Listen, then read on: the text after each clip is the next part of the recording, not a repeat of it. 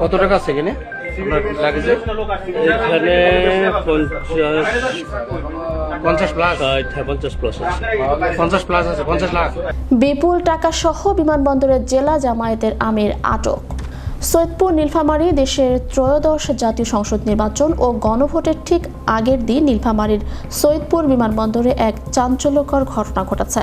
বিপুল পরিমাণ নগদ টাকা সহ আটক করা হয়েছে ঠাকুরগাঁও জেলা জামায়াতের আমির ও সালন্দা কলেজের শিক্ষক মাওলানা বেলাল উদ্দিনকে। বুধবার সকাল 10:55 ইউএস বাংলা এয়ারলাইন্সের একটি অভ্যন্তরীণ ফ্লাইটে ঢাকা থেকে সৈয়দপুর অবতরণ করেন বেলাল উদ্দিন।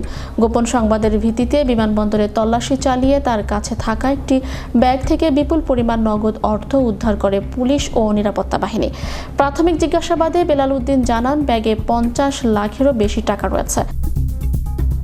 নীলফামারীর পুলিশ সুপার শেখ জাহিদুল ইসলাম ঘটনার সত্যতা নিশ্চিত করে জানান, আটককৃত অর্থ বর্তমানে মেশিনে গণনা করা হচ্ছে। টাকার পাশাপাশি তার কাছ থেকে কিছু গুরুত্বপূর্ণ নথিপত্রও জব্দ করা হয়েছে। এত বিশাল অঙ্কের টাকা তিনি কেন এবং কী উদ্দেশ্যে বহন করছিলেন তা খতিয়ে দেখা হচ্ছে। আটকের সময় ধারণকৃত একটি ভিডিওতে বেলাল উদ্দিনকে বলতে শোনা যায় তার বাড়ি ঠাকুরগাঁও শহরের হাজীপাড়ায় এবং তিনি সেখানকার দবিরুল ইসলামের ছেলে। জব্দকৃত অর্থের বিষয়ে তার দাবি এগুলো তার গার্মেন্টস ব্যবসার লভ্যাংশ।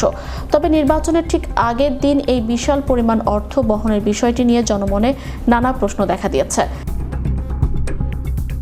আগামীকাল বৃহস্পতিবার অনুষ্ঠিত হতে যাচ্ছে বহুল প্রতীক্ষিত ত্রয়োদশ জাতীয় সংসদ নির্বাচন ও গণভোট।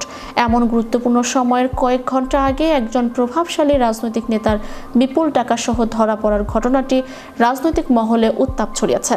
নির্বাচনী মাঠে অবৈধ অর্থের প্রভাব খাটানোর চেষ্টা করা হচ্ছিল কিনা সে বিষয়েও তদন্ত শুরু করেছে আইনশৃঙ্খলা রক্ষাকারী বাহিনী।